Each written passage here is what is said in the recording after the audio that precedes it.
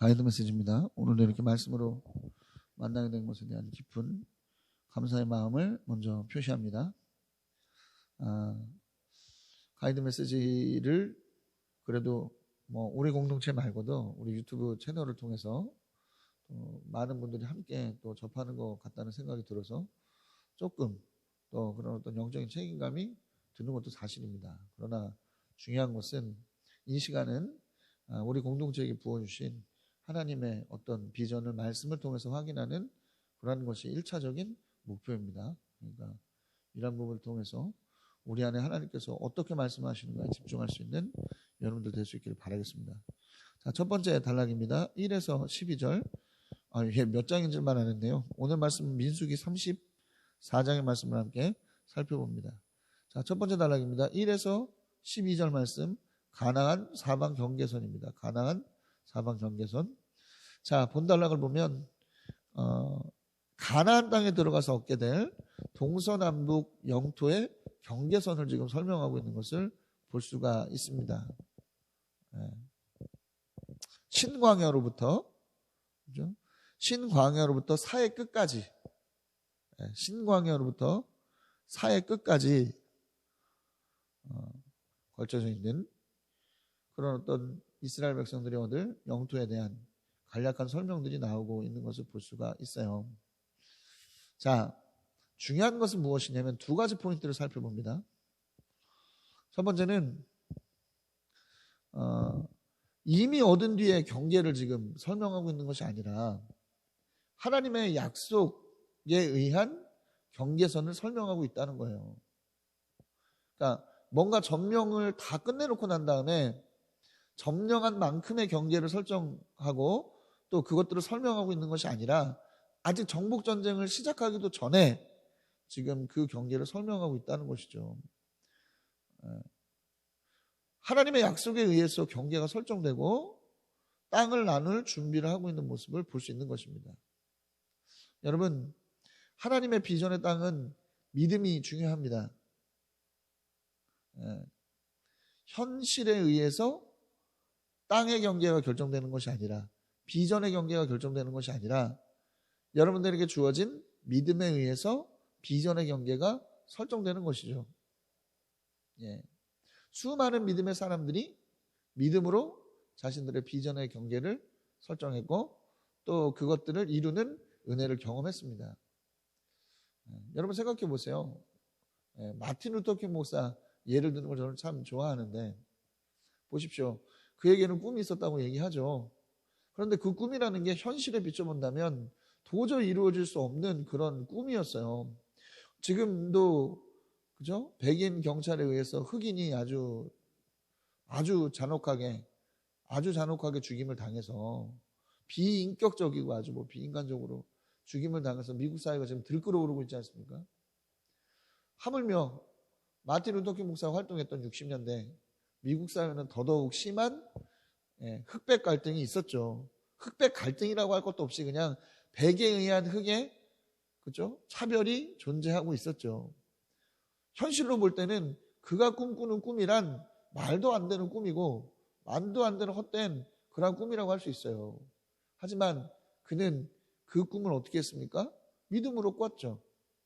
그리고 그 꿈은 어떻게 됐습니까? 결국 하나님에 의해서 이루어지는 것을 볼 수가 있어요. 여러분 비전이란 게 이런 겁니다. 여러분에게 주어진 삶의 한계만큼만 꿀 수 있는 것이 아니라 여러분들에게 주어진 삶의 어떤 그런 현실, 어떤 여러분들의 능력의 한계만큼만 꿈꿀 수 있는 것이 아니라 그것을 초월해서 꿀 수 있는 것이 바로 하나님께서 허락하신 비전의 어떤 그런 땅이라는 것을 여러분 기억하시기 바랍니다. 그렇기 때문에 여러분 큰 믿음을 가지시기 바라요. 정말. 자, 두 번째 특징은 무엇이냐면 포인트는 무엇이냐면 하나님의 약속의 땅에 대한 아주 구체적인 실현을 나타내고 있다는 것입니다. 보십시오. 그렇다고 해가지고 이게 가상의 세계에 있는 땅을 나누는 것이 아니라 존재하고 있는 현실에 존재하고 있는 땅 위에 비전의 경계선을 긋고 있잖아요. 이건 뭘 말하느냐? 하나님의 비전의 땅이란 믿음으로 얻는 것이지만 그렇다고 해서 막연한 것이 아니다라는 거예요. 허망한 것이 아니고 막연한 것이 아니라 뭐라는 것을 말씀하고 있는 것입니까? 실제적인 것임을 나타내고 있습니다. 예. 우리가 비전이라고 하면 비전을 이야기하고 비전을 말하면 굉장히 뭐라고 얘기하죠? 비현실적이다라고 하는 이런 얘기들을 많이 듣죠. 우리 교회가 꿈꾸고 있는 비전만 해도 보세요. 지금 상황에서 볼 때 비현실적인 것이죠. 30명의 리더 그룹을 세운다고? 복음을 전하는 것을 통해서 메탄동을 넘어서 수원과 이 대한민국 땅에 하나님의 나라를 세우고 또 북한에 가서 또 하나님의 나라를 세우고 이것을 통해서 유라시아까지 진출하는 그러한 비전을 우리가 꿈꾼다고? 비현실적이야. 니네 몇 명밖에 안 나오잖아. 니네 가지고 있는 현실은 정말 조악하기 이를 데 없잖아. 말할 수 있어요. 그러나 여러분 막연한 것과 원대한 것은 다릅니다. 막연한 것은 비전만 있지 뭐가 없는 거예요? 그것을 실현해 나갈 전략은 없는 거예요. 실제적 전략. 또 그리고 실제적으로 흘려야 되는 땀은 없는 겁니다. 그러나 원대한 비전에는 구체적인 전략이 있고 뭐가 있습니까? 그 전략을 위한 위에 흘리는 땀이 있어요. 실제적으로 나에게 주어진 삶의 현실 속에서 이런 것들이 나타나고 또 어떻게 되죠? 그러한 삶을 통해서 하나님의 비전이 이루어지는 것입니다. 여러분, 이스라엘 백성들이 비전의 경계선을 그었어요. 땅에다가. 그런데 그냥 땅에 대한 경계선을 믿음으로 그었는데 긋고 끝났습니까? 뭘 했어요? 전쟁이라고 하는 그죠? 실제적인 대가를 치렀죠. 땅을 분배하고 전쟁을 수행했듯이 믿음으로 비전의 땅을 바라보고 삶으로 그 땅을 얻는 이 과정들이 이루어져야만 하나님께서 바라시는, 하나님께서 우리에게 주기를 원하시는 그러한 비전의 땅을 소유할 수 있는 것입니다. 중요한 것은 뭐예요? 땅만 뽑고 이 삶으로 치르는 전쟁에서 승리하지 못하면 땅은 무용지물이 된다는 거예요. 그렇기 때문에 우리는 더욱더 하나님 앞에 늘 기도하고 하나님께서 성령 충만해서 능력을 받아야 되는 것입니다. 그래야 승리할 수 있지 않겠습니까? 그렇기 때문에 우리가 늘 기본적으로 예배와 묵상과 기도는 절대로 빼먹어서는 안 되는 필수적인 요소라는 거예요. 네. 기도 안 하면 마귀가 틈탑니다. 목적부터 우리가 바라보는 비전의 어떤 그런 방향성부터 흐트러나요. 또 삶으로 나아갈 수 없도록 자꾸 장애와 안팎의 장애와 제한을 만들어 놓습니다.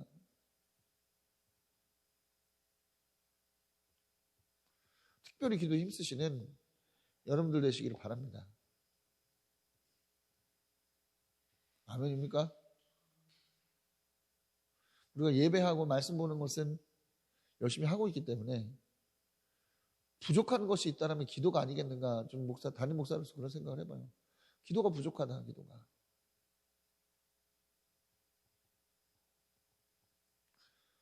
자, 승리할 수 있는 여러분들 되시길 바랍니다. 다음 단락입니다. 13에서 15절 땅의 확장입니다. 땅의 확장.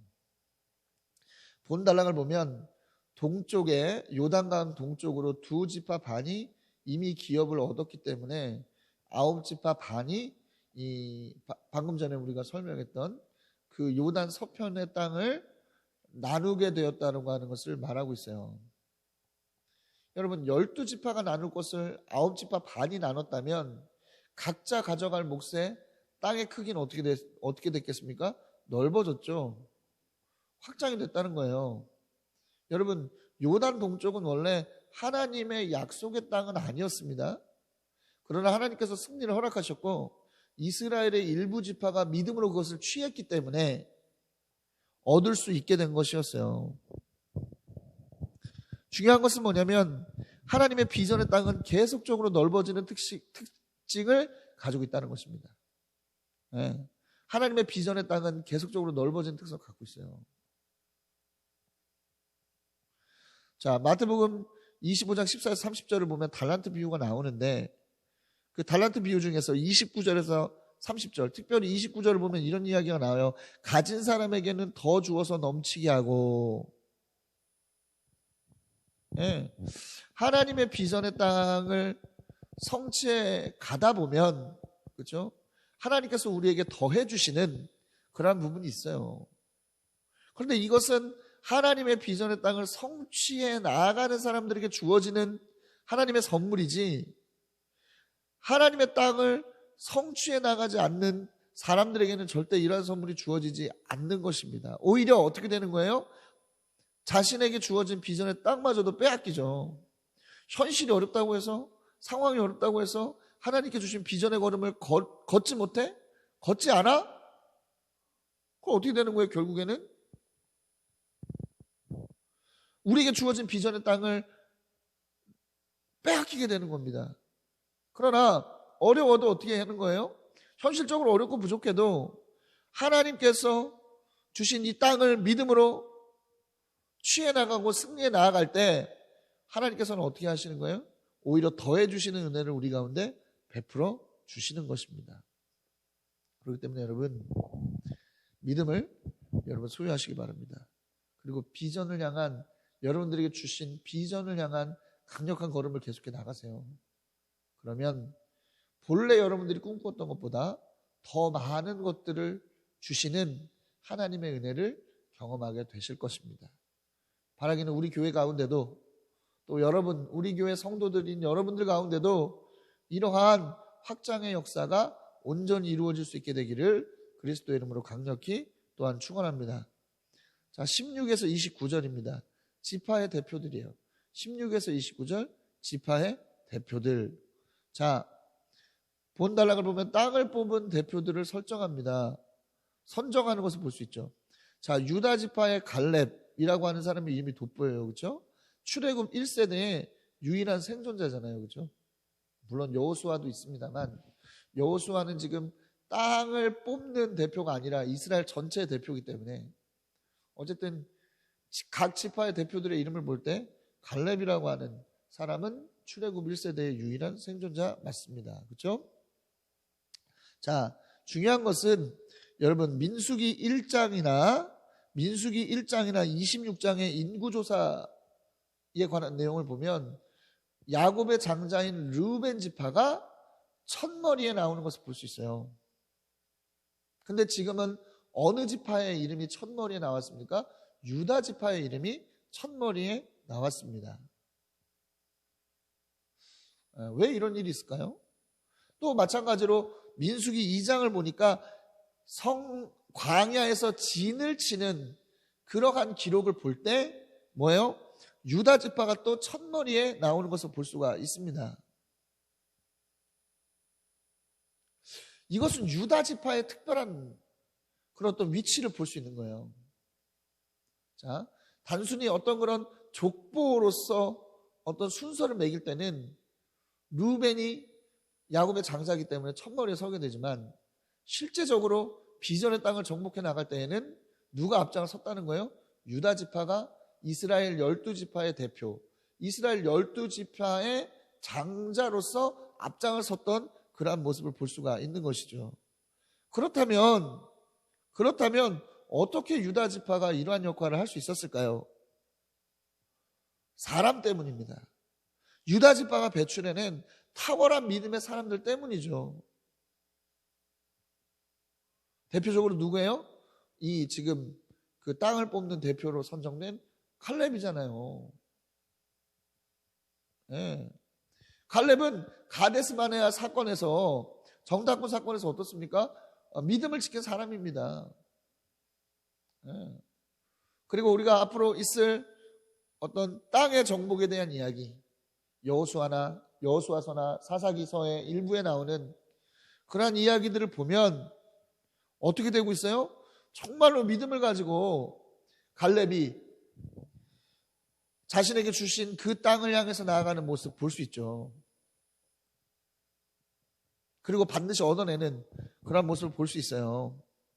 여러분, 갈렙이라고 하는 걸출한 믿음의 인물이 자신이 속한 지파 유다 지파를 어떻게 합니까? 이스라엘의 선봉의 지파로 설 수 있는 계기를 만들어준다는 것이죠.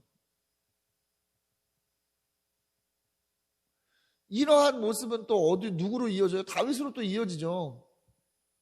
다윗이라고 하는 걸출한 믿음의 인물이 유다 지파를 영원한 하나님 앞에서의 왕가를 이루는, 그래서 이 유다 지파를 통해서 메시아 예수께서 태어나실 수 있도록 길을 여는 그런 역사가 일어나지 않았습니까? 여러분, 탁월한 믿음의 사람은 자신에게 주어진 어떤 현실적인 한계를 극복하고 하나님께서 바라시는 것을 반드시 이루어냅니다. 할렐루야? 그러니까 탓하지 말고 탁월한 믿음의 사람이 되는 것이 우리에게 중요한 거예요. 우리에게 주어진 어떤 가정의 현실이 좀 어렵습니까? 또 우리에게 주어진 어떤 그런 공동체적 현실이 어려워요? 그거 다 무너질 거야? 그렇다고 포기할 거야? 하나님께서 주신 약속의 땅이 앞에 있는데 포기할 거예요? 넘어질 겁니까? 그게 아니죠. 오히려 더 큰 믿음을 가지고, 하나님께서 주시는 더 큰 믿음을 가지고 더 몸부림쳐서 승리하고 그 땅을 얻어야 될 거 아니겠습니까? 그럴 때 여러분들의 가정이, 그렇게 될 때 여러분들의 공동체가, 그렇게 될 때 여러분들의 인생이 뒷걸음질 치는 인생이 아니라 선봉에 서는 인생이 될 수 있는 것이고, 선봉에 서는 공동체가 될 수 있는 것임을 여러분 기억하시기 바랍니다. 탓하지 마시고 믿음의 사람이 되십시오. 그것도 탁월한 믿음의 사람이 되시기를 바랍니다. 그럴 때 여러분들을 통해서, 여러분들뿐만 아니라 여러분들과 함께하는 모든 사람들이 또 은혜를 입고 복을 받는 아브라함과 같은 인생을 살아가는 그러한 은혜를 입게 될 것입니다. 바라기는 이러한 은혜의 주인공들이 여러분들이 되시기를 그리스도의 이름으로 강력하게 축원합니다. 자, 여러분, 오늘은 이 민수기 34장의 말씀을 통해서 비전의 땅에 대한 구체적인 이야기들을 또 해보았습니다. 여러분, 하나님은 비전을 주심으로써 하나님의 일을 우리 가운데 맡기신다는 것을 기억하시길 바랍니다. 우리에게 주신 비전이 있다면 그 비전을 반드시 믿음으로 이루시는 여러분들이 되시길 바랍니다. 이러한 저와 여러분들이 되시기를 그리스도 이름으로 강력히 축원합니다.